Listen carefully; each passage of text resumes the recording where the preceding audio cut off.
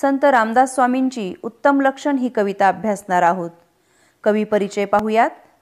संत रामदास स्वामी म्हणजेच नारायण सूर्याजी ठोसर हे महान कर्मयोगी व ज्ञानवंत संत कवी होते। भावोत्कटता, भावकोमलता, धीरगंभीरता, मनस्पर्शी लिखाण हे त्यांच्या काव्याचे विशेष आहेत। त्यांच्या काव्यातून ठळकपणे जाणवते ते म्हणजे त्यांची सामाजिक जाणीव व दांभिकता, अज्ञान यावरील प्रहार। समर्थ रामदासांनी अभंग, पदे, भूपाळ्या, आरत्या, स्तोत्रे, टीकाग्रंथ, आख्यानकाव्ये, करुणाष्टके, उपदेशपर रचना, स्फुट प्रकरणे अशा विपुल आध्यात्मिक रचनांची निर्मिती केली आहे। त्यांचे साहित्य लेखन पाहूयात। श्री दासबोध, मनाचे श्लोक, सुखकर्ता दुःखहर्ता, लवथवती विक्राळा, सत्राणे उड्डाणे अशा सुमारे 61 आरत्यांची रचना, मारुती स्तोत्र, राममंत्रांचे श्लोक इत्यादी त्यांचं लेखन आहे। कवितेचा आशय पाहूयात। श्री दासबोधातील या समासामध्ये संत रामदास यांनी उत्तम गुणसंपन्न आदर्श व्यक्तीची लक्षणे सांगितली आहेत। व्यक्तीने जीवनात वागताना काय करू नये याचे स्पष्ट व सडेतोड मार्गदर्शन केले आहे। माणसाचे व्यक्तिमत्व सर्वार्थाने समृद्ध करणारा हा पद्यपाठ आहे। आपण कविता ऐकूयात।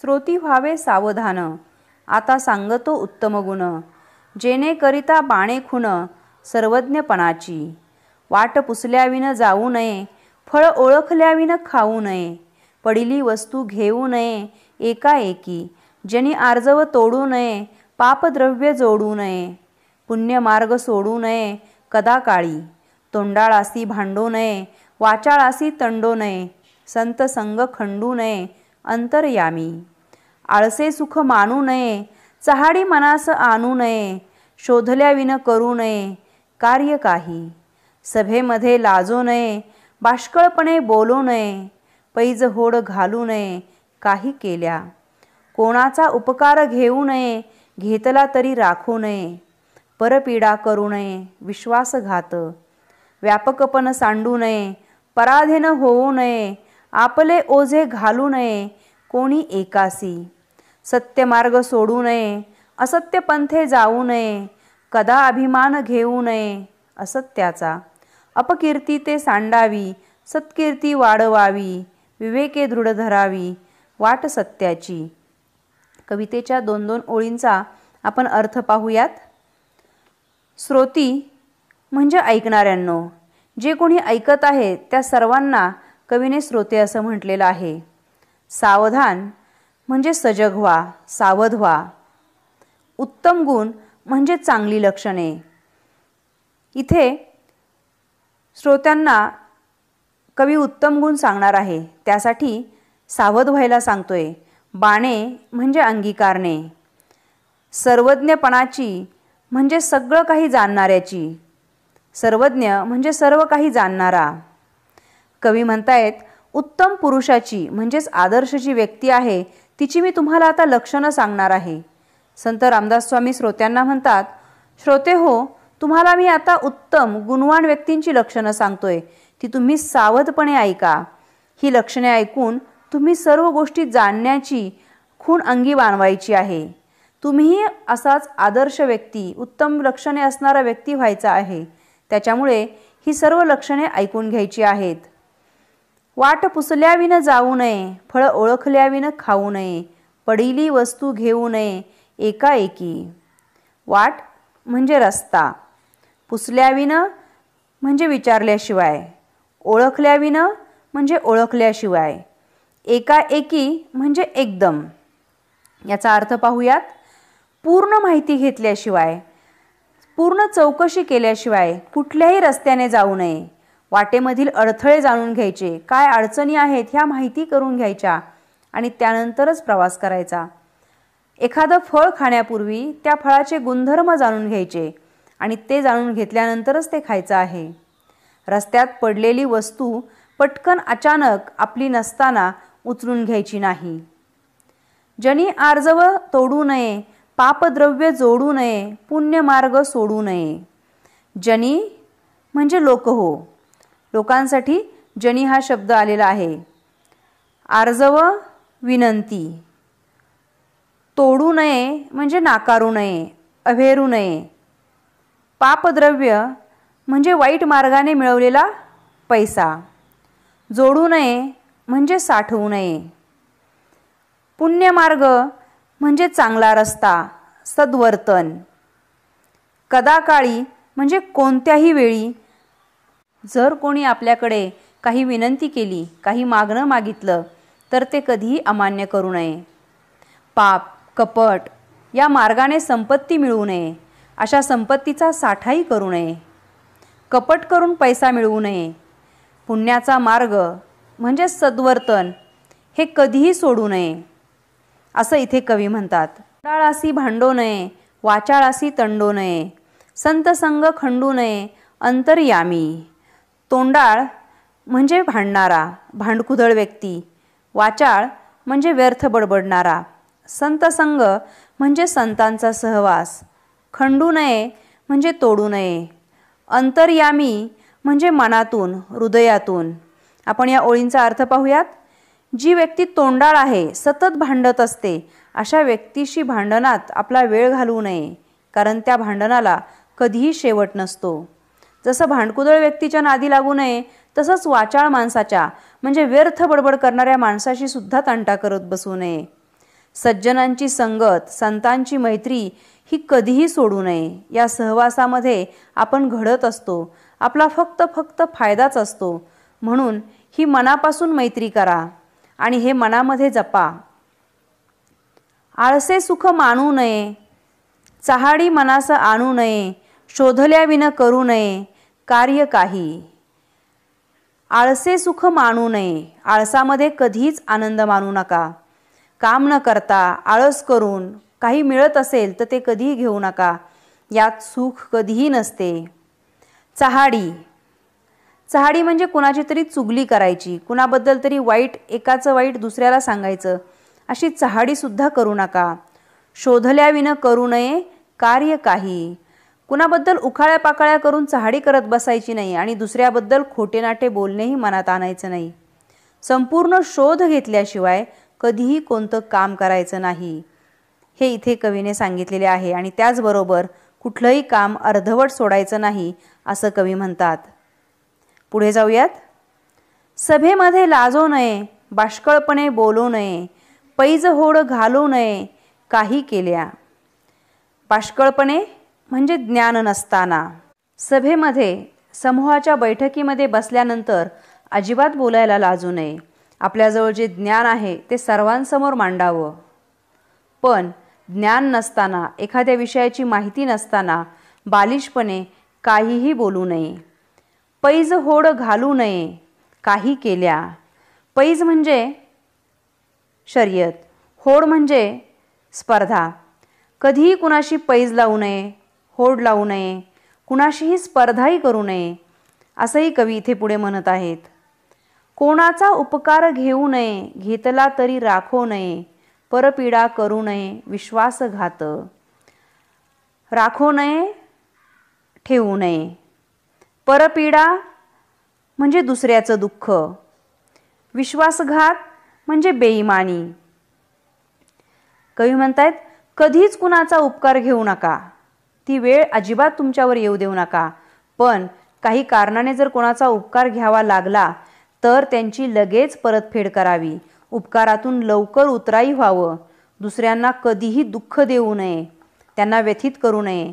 कुणाचा विश्वासघात किंवा बेईमानी तर अजिबात करू नये, असं कवी इथे म्हणत आहेत.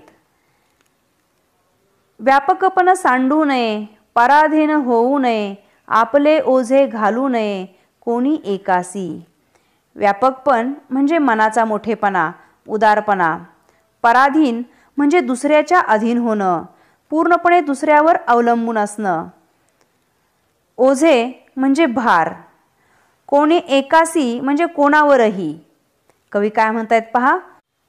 स्वतःच्या मनाचा मोठेपणा कधीच सोडून द्यायचा नाही. मन कोते करून, अगदी मन छोटंसं करून वागायचं नाही. मन खूप मोठं ठेवायचं, असं कवीने सांगितलंय. त्याचबरोबर कवी म्हणतायत, परावलंबी व्हायचं नाही आणि कुणा दुसऱ्यावर आपलं ओझंही लादायचं नाही. सत्य मार्ग सांडू नये, असत्य पंथे जाऊ नये, कदा अभिमान घेऊ नये असत्याचा. सत्यमार्ग म्हणजे सद्वर्तन, खऱ्याचा रस्ता. सांडू नये म्हणजे सोडून देऊ नये. अभिमान म्हणजे व्यर्थ गर्व. असत्याचा म्हणजे खोटेपणाचा. सत्याचा मार्ग कधीही सोडून देऊ नये, कायम खरेपणाने वागावे. असत्याच्या खोटेपणाच्या मार्गाने रस्त्याने कधीही पुढे जाऊ नये. खोटारडेपणा करू नये. खोटेपणाचा खोटा अभिमान, वृथा अभिमान, व्यर्थ गर्व कधीही करू नये असं कवीने सांगितलेलं आहे. पुढचं कडवं पाहूयात. अपकीर्ती ते सांडावी, सत्कीर्ती वाढवावी, विवेके दृढ धरावी, वाट सत्याची. सांडावी म्हणजे सोडून द्यावी. सत्कीर्ती चांगली कीर्ती, अपकीर्ती कुप्रसिद्धी, वाढवावी वाढविणे. विवेके चांगल्या विचाराने, दृढ म्हणजे ठाम, ठोस असा अर्थ होतो इथे. जी काही अपकीर्ती आहे अशा अपकीर्तीला अजिबात बळी पडायचं नाही. आपली कुप्रसिद्धी पूर्णपणे टाळून द्यायची. चांगली कीर्ती वाढवायची. चांगल्या प्रकारे प्रसिद्ध पावायचं. सारासार विचार करून, विवेकानं वर्तन करून सत्याचा रस्ता स्वीकारायचा आहे. कवीने या ठिकाणी उत्तम लक्षणं आपल्यामध्ये निर्माण व्हावीत यासाठी अनेक गोष्टी सांगितलेल्या आहेत. त्या जर आपण आपल्या अंगी बांधल्या तर आपणही एक उत्तम व्यक्ती बनू हे निश्चितच आहे. रामदास स्वामी समाजात कसं वागावं याबाबत मार्गदर्शन करत आहेत. ते म्हणतात, आपण नेहमी सावध मनानं वागावं, इतरांना सहकार्य करावं, कोणाशीही कपटाने वागू नये, तोंडाळ वाचाळ माणसांना टाळावं, आळस झटकून टाकावा, पूर्ण विचार करून वागावं, उपकार घेऊ नयेत आणि घेतले तर त्याची परतफेड करावी, नेहमी आपलं मन मोठं ठेवून वागावं, मनाचा मोठेपणा बाळगावा, परावलंबी कधीच होऊ नये, नेहमी सत्यानं वागावं, कुप्रसिद्धी टाळावी, सुप्रसिद्ध कसं होऊ आपण हे पाहावं.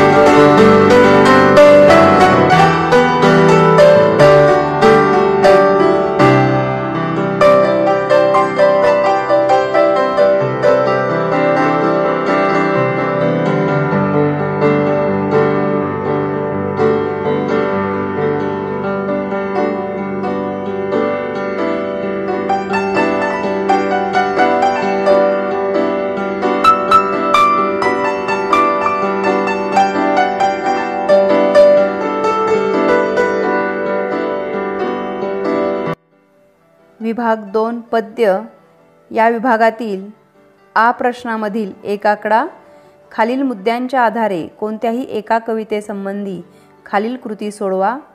गुण आहेत 4।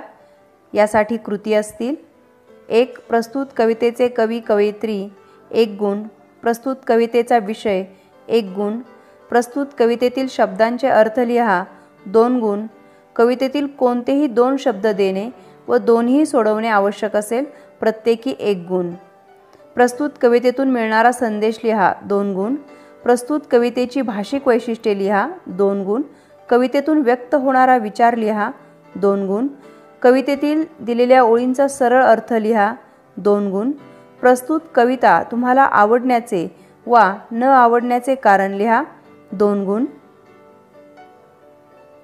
4 गुणांसाठी वरीलपैकी कोणत्याही कृती विचारल्या जातील। प्रत्येक कृती 1 किंवा 2 गुणांचीच असेल। कविता उत्तम लक्षण। कवी आहेत संत रामदास स्वामी। कवितेचा विषय आदर्श व्यक्तीची लक्षणे। प्रस्तुत कवितेतील शब्दांचे अर्थ लिहा हा प्रश्न 2 गुणांसाठी असेल। यासाठी कवितेतील कुठलेही 2 शब्द दिले जातील आणि दोन्ही सोडवणं आवश्यक असेल। योग्य अर्थास 1 गुण असेल। इथे मी उदाहरणार्थ 2 शब्द दिलेले आहेत, त्यांचे अर्थ पहा। कवितेतून मिळणारा संदेश। संत रामदास स्वामींनी या रचनेत आदर्श व्यक्तीची लक्षणे सांगितल्याने माणसाने काय करावे काय करू नये याचा संदेश मिळतो। तसेच सत्यमार्ग स्वीकारून विवेकबुद्धीने वागून आपली कीर्ती वाढवावी हा संदेशही मिळतो। प्रस्तुत कवितेची भाषिक वैशिष्ट्ये। ओवी छंदाला साजेशी सुबोध रचना, यमक गेयता कवीच्या लेखनात आलेली आहे। 3.5 चरणांच्या ओव्या दिसून येतात। विरुद्ध अर्थांच्या शब्दांची योजना दिसून येते। शांत रसात कविता आहे। समर्थांच्या या रचनेत प्रासादिकता आढळते. वाईट वर्तन व चांगले वर्तन या बाबी समर्थांनी अतिशय स्पष्ट शब्दात स्पष्ट केल्या आहेत. कवितेतून व्यक्त होणारा विचार. कवितेमध्ये माणसाने काय करावे व काय करू नये हा विचार कवीने मांडून अंतर्मुख करायला लावले आहे. यामुळे माणसाचे व्यक्तिमत्व सर्वार्थाने समृद्ध होणार आहे. सत्य मार्गाचा अवलंब करावा, आळस करू नये, विवेकबुद्धीने वागावे इत्यादी विचार कवितेत मांडलेले आहेत. कवितेतील दिलेल्या ओळींचा सरळ अर्थ लिहा. यामध्ये तुम्हाला कवितेतील कुठल्याही ओळी दिल्या जातील. या प्रश्नासाठी 2 गुण असतील आणि त्या ओळींचा सरळ जो अर्थ होतो तो तुम्हाला लिहायचा आहे. इथे मी 2 ओळी देऊन त्यांचा अर्थ दिलेला आहे.